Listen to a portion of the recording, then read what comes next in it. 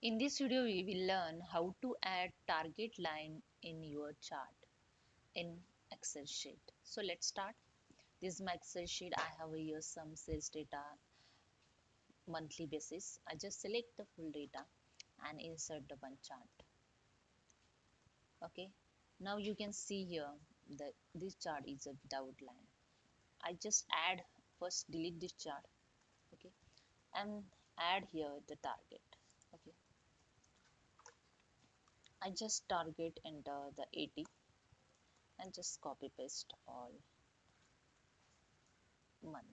Okay, now I select the full data and insert and click on the chart. Okay, now here you can see the target line is the orange color. Here you can see the target.